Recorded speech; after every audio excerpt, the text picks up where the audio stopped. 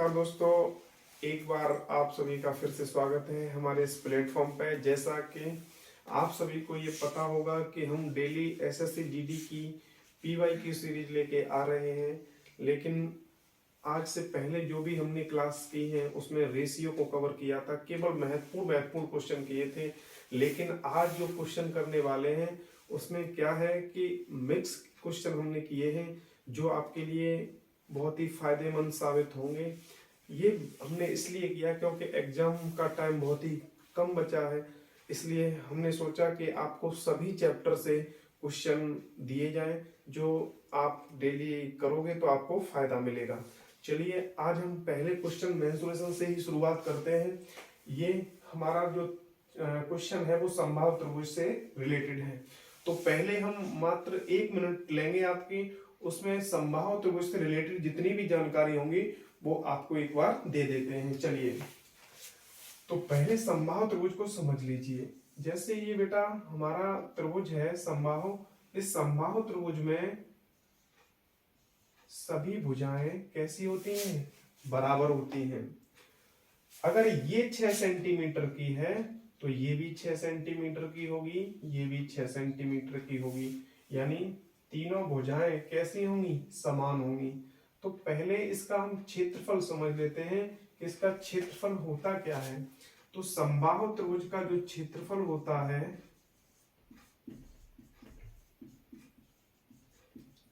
वो √3/4 इंटू ए स्क्वायर कह लो, चाहे जो उसकी भुजा है उसका स्क्वायर कर दो, तो आपका समबाहु त्रिभुज का क्षेत्रफल निकल आएगा। अब बात आती है यहीं पर समबाहु त्रिभुज की ऊंचाई। समबाहु त्रिभुज की ऊंचाई बहुत ही महत्वपूर्ण है, क्वेश्चन सीधे सीधे पूछा जा सकता है, इसे हम ऊंचाई बोलेंगे। तो ऊंचाई होती है समबाहु त्रिभुज की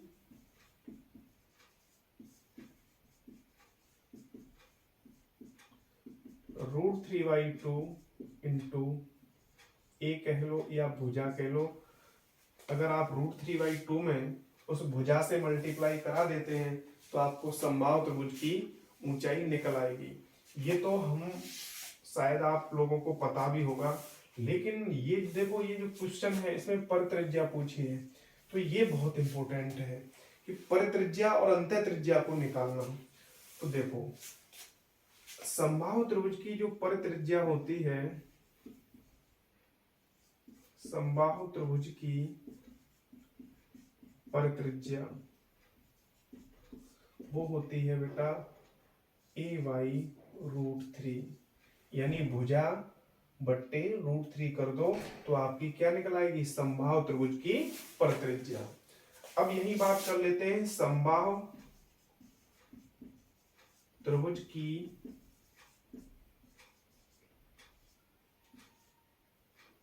आंतरिक त्रिज्या या अंतः त्रिज्या।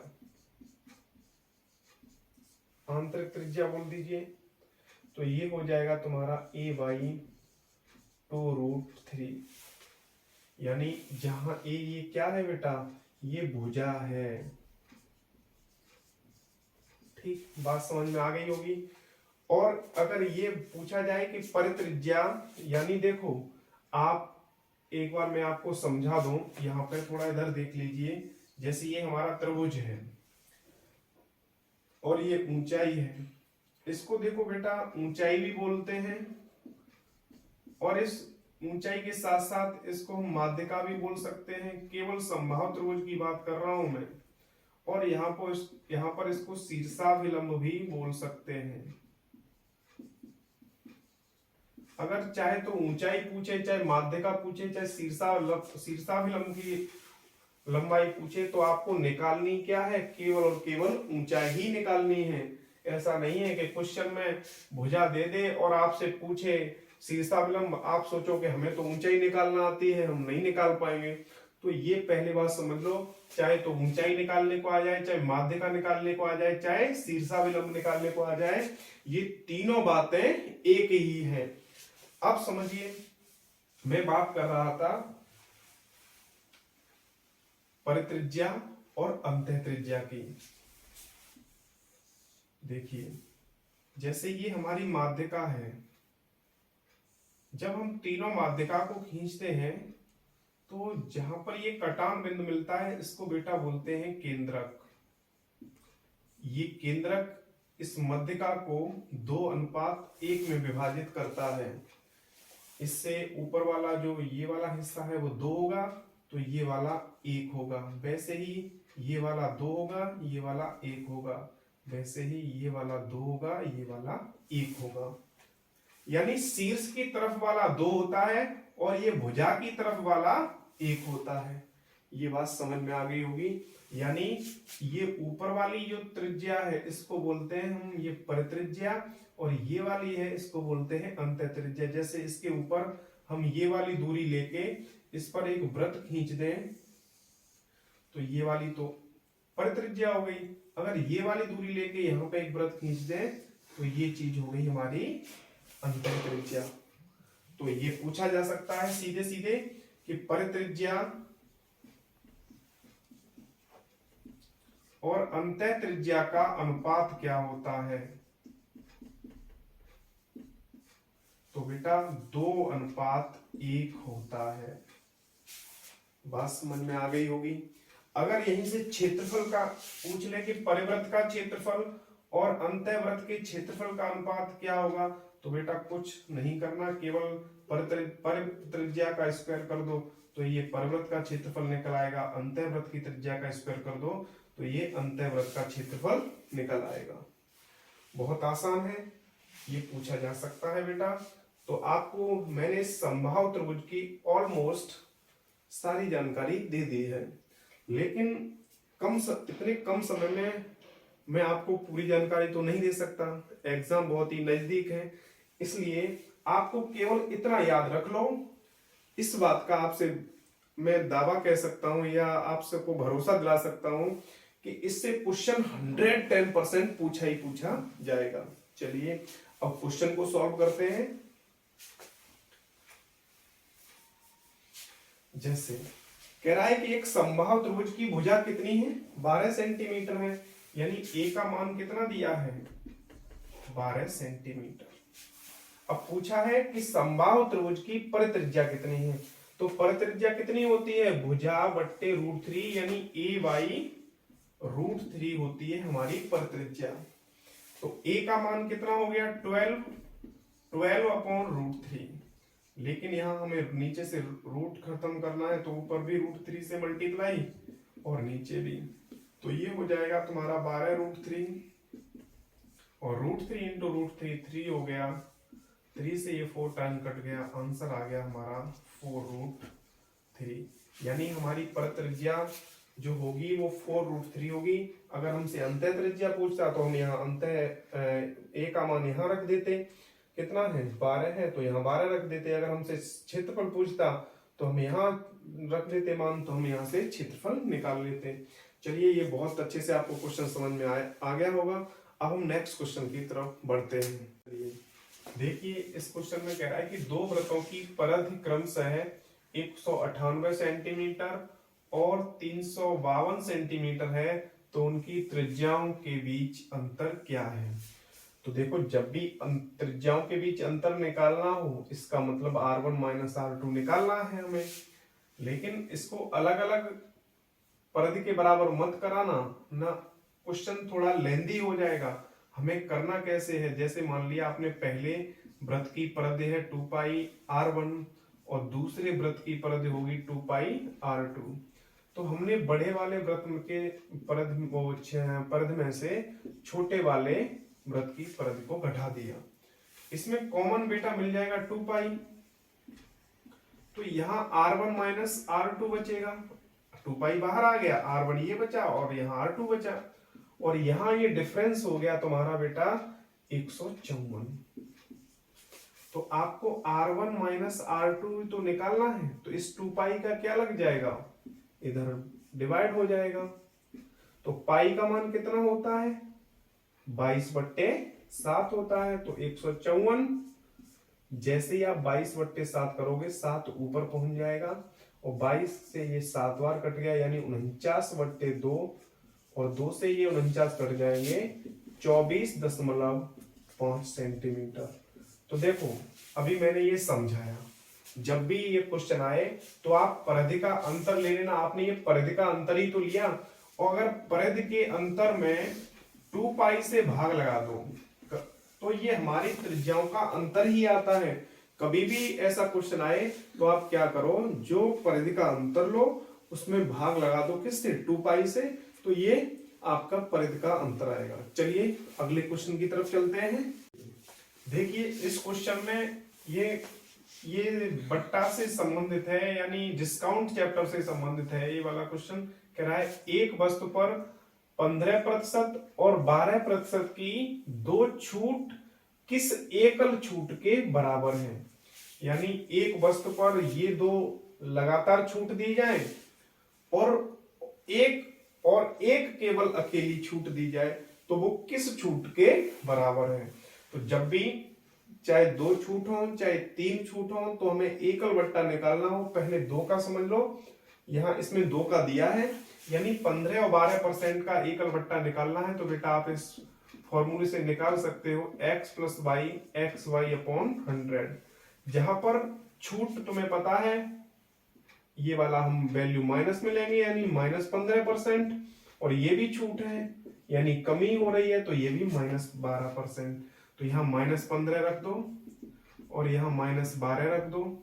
जब यहाँ करोगे तो यहाँ माइनस माइनस प्लस हो जाएगा, तो प्लस ही होगा। यहाँ पे 15 × 12/100, ये 15 ये जुड़ जाएगा, कितना हो जाएगा, -27%, और ये 15 × 12 कितना हो जाएगा, 180। 0 से 0 कैंसिल हो जाएगा। ये 27% और 1.8 जब ये हम निकालेंगे तो ये हमारा आ जाएगा 25.2%।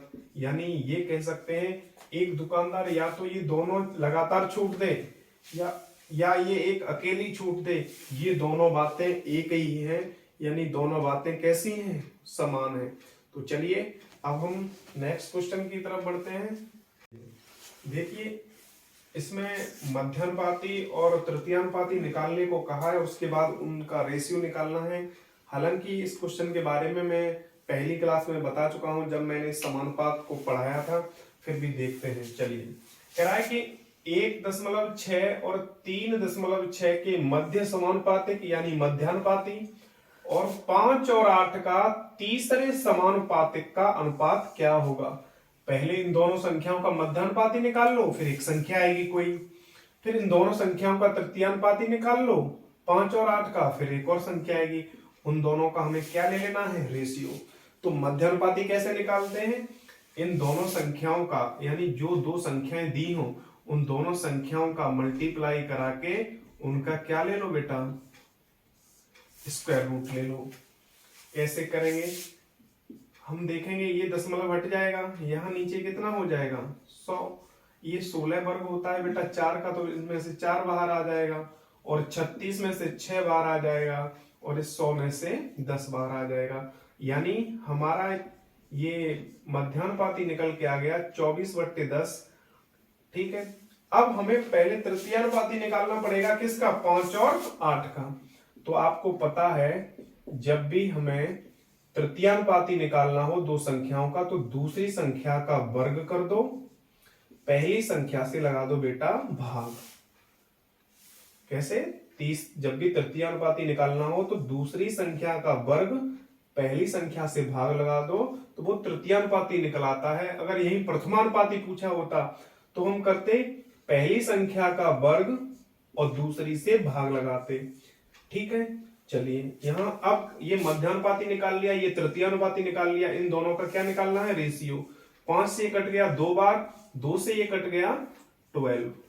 तो अब हमें 12 और 64 का 4 से काट दो, उसको 3 बार, 4 से काट दो, ये 16। तो ये हमारा रेशियो आ गया 3:16। तो आपको क्वेश्चन ये समझ में आ गया होगा। ये बहुत इंपॉर्टेंट है बेटा, हर एक, मैंने आज ये हमारा 4th सेशन है, हर एक सेशन में मैंने इस क्वेश्चन को लिया है, तो बहुत अच्छे से इस क्वेश्चन को समझ लेना, तो ये क्वेश्चन आने की संभावना है। चलिए नेक्स्ट क्वेश्चन की तरफ। उन संख्याओं का, इस क्वेश्चन में क्या पूछा गया, कह रहा है कि उन संख्याओं का HCF तथा LCM का अनुपात क्या होगा जिनका एलसीएम 48 और संख्याओं का गुणनफल कितना है 384। तो हमें फाइनल बेटा निकालना क्या है, एचसीएफ और एलसीएम का रेशियो, एचसीएफ और एलसीएम का रेशियो। तो आपको एलसीएम तो दिया है, अब चाहिए क्या एचसीएफ। तो कैसे निकालेंगे वो समझ लो बेटा। आपको पता है संख्याओं का गुणनफल, दो संख्याएं हो उनका गुणनफल एचसीएफ और एलसीएम के मल्टीप्लाई के बराबर होता है, ये आप जानते होंगे। अगर देखो बेटा आपको चाहिए क्या, यहां एलसीएम तो दिया था, एचसीएफ चाहिए, तो आप क्या करोगे, संख्याओं के गुणनफल में एलसीएम से भाग लगा दोगे तो आपको मिल जाएगा एचसीएफ। तुम्हारे पास संख्याओं का गुणनफल है और एलसीएम भी है, यानी 384 में आपको भाग लगाना है किससे, 48 से। तो काट दीजिए बेटा, ये कट जाएगा तुम्हारा 8 से काट दो, 8 छक्के 48, 8 से काटोगे 8 चौके 32 और 6 8 8 64, 6 अट्ठे 48। यानी ये हमारा 8 जो निकल के आया है वो एचसीएफ है, क्योंकि हमने संख्याओं के गुणनफल में किससे भाग लगाया, एलसीएम से। तो क्या निकलेगा एचसीएफ। तो एचसीएफ आ गया हमारा कितना बेटा 8। तो यहाँ रेशियो ले लेंगे 8 एकम 8, 8 छिक्के 48। बेटा क्वेश्चन बहुत इंपॉर्टेंट है, 1:6 आ गया। चलिए अब हम नेक्स्ट क्वेश्चन की तरफ बढ़ते हैं। चलिए ये इस क्वेश्चन में पूछा गया है 49 पे घात 15 माइनस 1 को कौन सी संख्या विभाजित करेगी। तो यहीं पर हम सभी कॉन्सेप्ट समझ लेते हैं विभाजित वाले।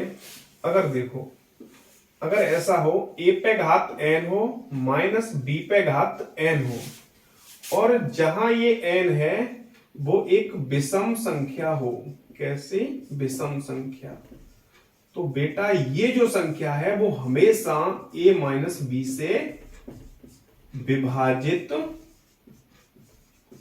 होगी। ये बात समझ में आ गई।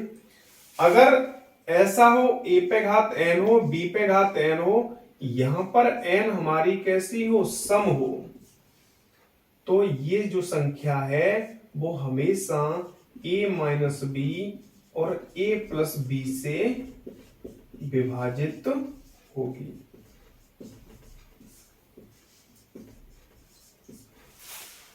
अब एक और है इसमें, अगर ऐसा हो यहां पर a पे घात n प्लस b पे घात n हो, और यहां n है वो एक विषम संख्या हो,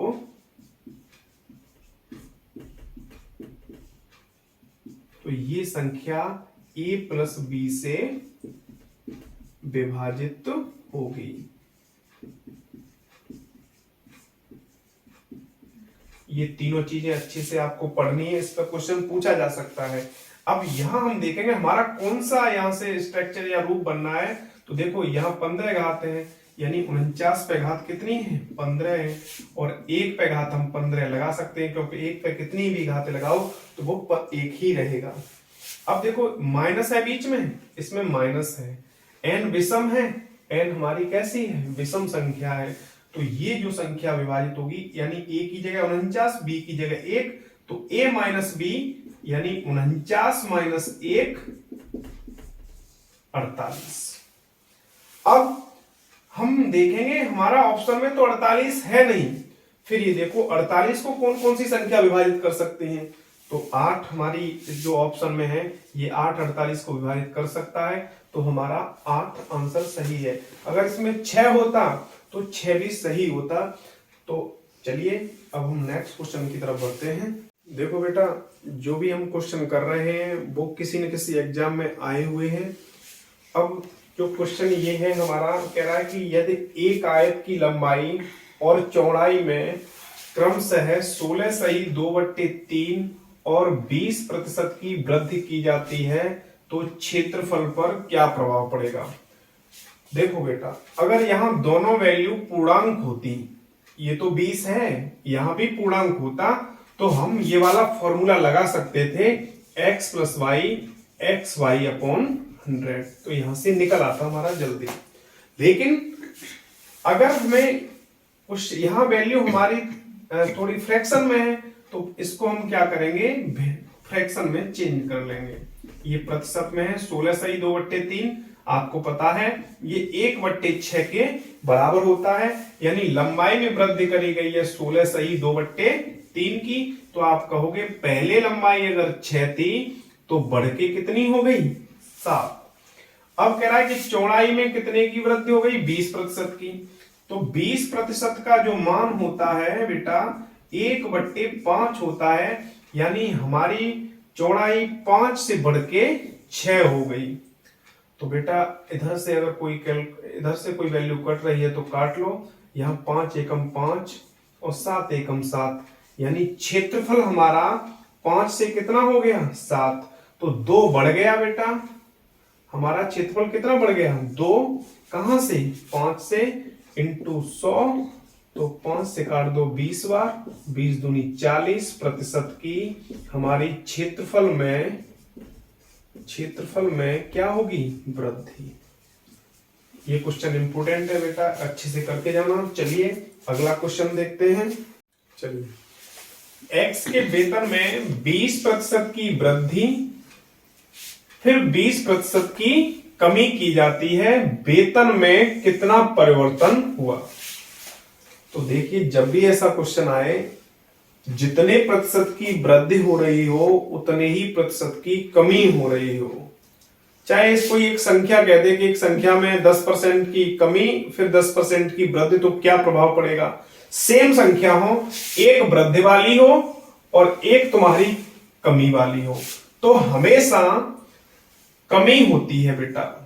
क्या होती है, कमी। कितनी, जो संख्या लिखी है उसका स्क्वायर कर दो, यानी 2 बार गुणा कर दो और 100 से लगा दो भाग।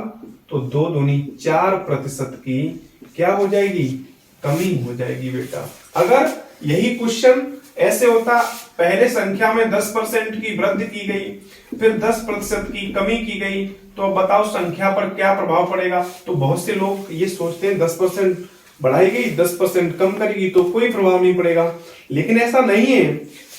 आप जब भी इसको मेथड से जाओगे तो क्लियर चीजें हो जाएंगी, लेकिन यहां अगर सक्सेसिव से करोगे, यानी इसका हम मल्टीप्लाई करा लेंगे इन दोनों का और 100 से लगा देंगे भाग, 0 से 0 कट गया, 1 एकम 1, यानी हमेशा ऐसे में कमी होती है, तो 1% की कमी। अगर क्वेश्चन ऐसे पूछा जाता 25% की पहले वृद्धि करी गई किसी संख्या में फिर 25% की कमी की गई, तो बेटा इसका आंसर हो जाता 25 गुणा 25, 625/100, यानी 6.25% की कमी। हमेशा कमी होगी जब सेम में वृद्धि हो, सेम संख्या में वृद्धि हो, सेम संख्या में कमी हो। तो दोस्तों आपको आज की क्लास कैसी लगी जरूर बताएं कमेंट में, और आप सभी लोग अपनी तैयारी को सही तरीके से अंजाम दें, क्योंकि हमारा एग्जाम बहुत ही नजदीक है। अपने बिल्कुल स्वास्थ्य का ध्यान रखें, सही से पढ़ें। Thank you, bye bye.